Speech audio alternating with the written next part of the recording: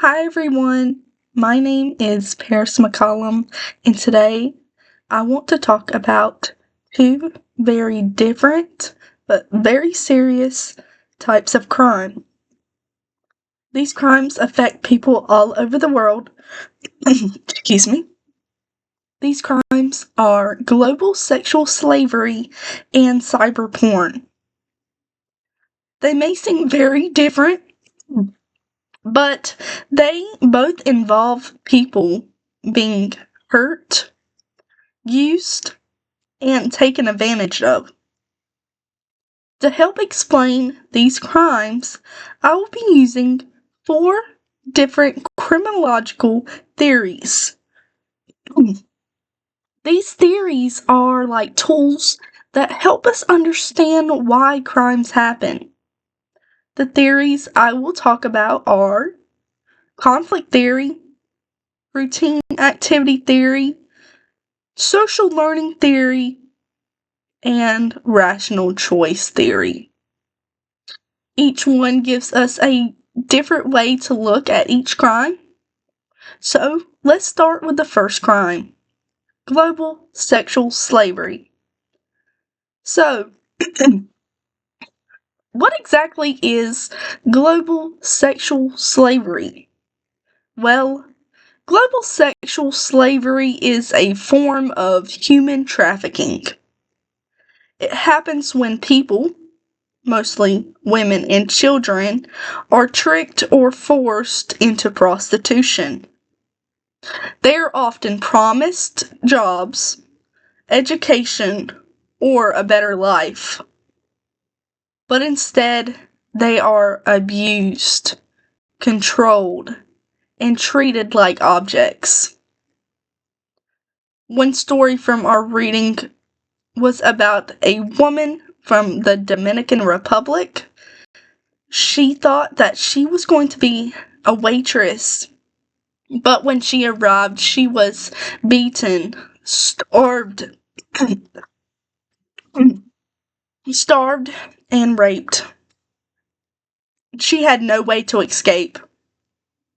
Sadly, her story is not rare.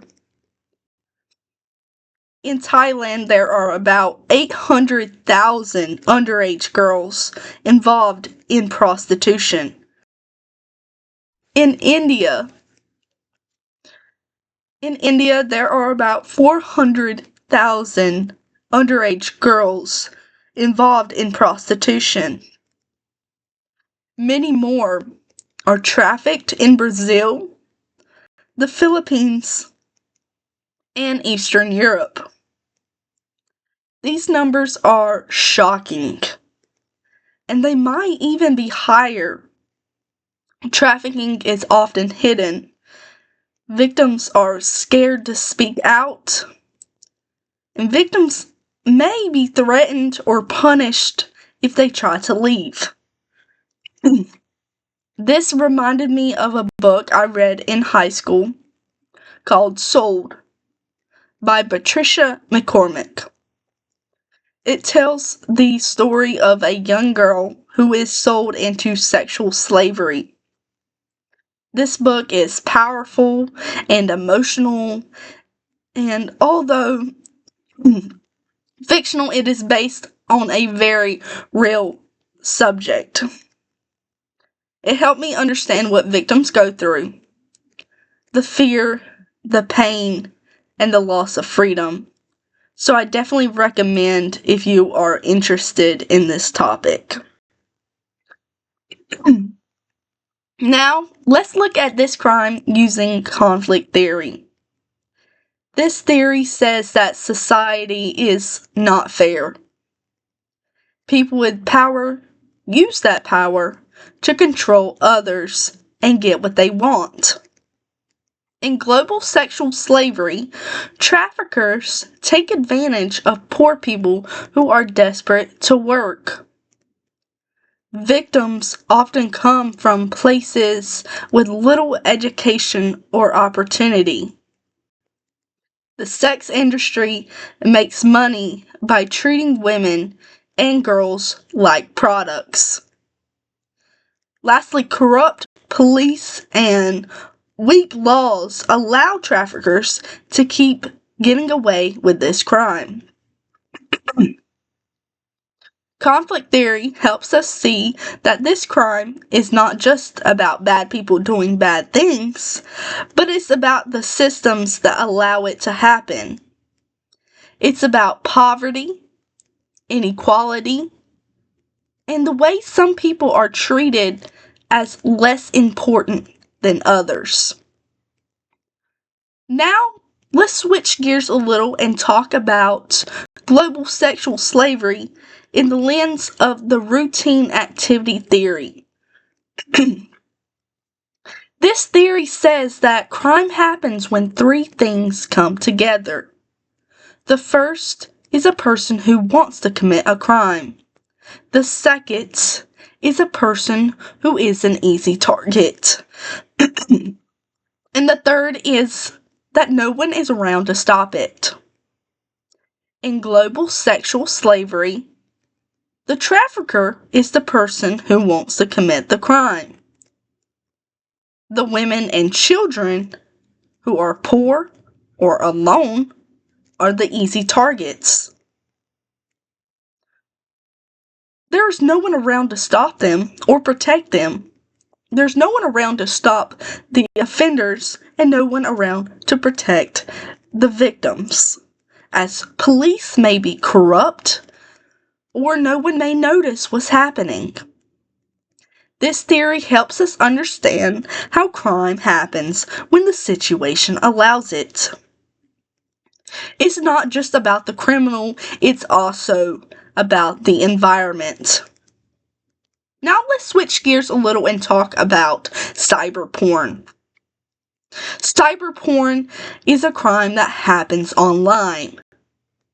It includes the making, the sharing, and the watching of sexual content on the internet. While not all cyber porn is illegal, it becomes a crime when it involves children, people who didn't get permission, and people that are harmed by the making of cyber porn. It also involves content that is harmful or violent. Cyber porn is a modern crime. It's easier to hide and it spreads quickly. People can share illegal contents with just a few clicks, and because it's online, it's hard to stop. So, let's look at routine activity theory again to explain cyber porn. A person who wants to commit the crime might be looking for sexual pleasure, money, or power, which ties in the first criteria for the routine activity theory. The second would be the target, which could be a child, someone being filmed without knowing, or someone being tricked. Again, there's often no one around to stop it, as parents may not know, and online security is often weak. This theory shows how the internet can create the perfect situation for crime. It's easy to find victims and hard to catch the people doing harm. Now let's look at social learning theory. This theory says that people learn behavior by watching others. If they see someone doing something and getting rewarded, they may copy it. In cyber porn, people may join online groups that share illegal content. Individuals may get attention, money, or praise for doing so. And over time, they stop seeing what they're doing as wrong. This theory helps us understand how people can learn to do harmful things and how it is normalized. If no one tells them it's wrong or they get rewarded, they may keep doing it. So let's switch gears to the last theory, which is rational choice theory. This theory says that people make choices by thinking about the risk and the rewards. In cyber porn, the rewards might be pleasure, money, or status in online groups. The risks are low. The risks are low because many offenders think they won't get caught. This theory helps us understand how some people choose crime because they think it's worth the risk. They believe they'll get what they want, and they believe that they will avoid punishment. So, let's go over all that we've learned.